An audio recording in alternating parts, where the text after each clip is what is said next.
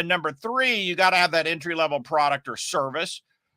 That's entry level for whatever the price point is that you're selling. Then number 4, you need to have your ascension. What presentation or pitch have they discovered that sells the ascension? I mean, one way couple ways they solve it is, one way is just by building up the value of the memberships. Another way is stacking bonuses up front that they can get an immediate result with. How do they keep people from dropping out? Well, some of them are have what's called a utility. If you don't, I feel sorry for you, because it's incredibly fascinating.